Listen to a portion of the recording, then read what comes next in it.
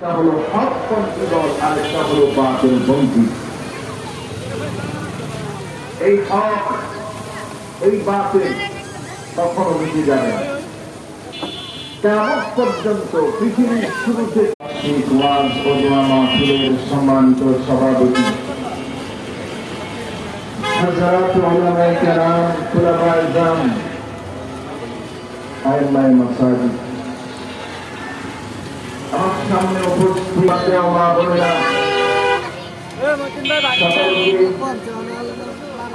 অন্তরস্থল থেকে জানাই আন্তরিক মোবারকবাদ।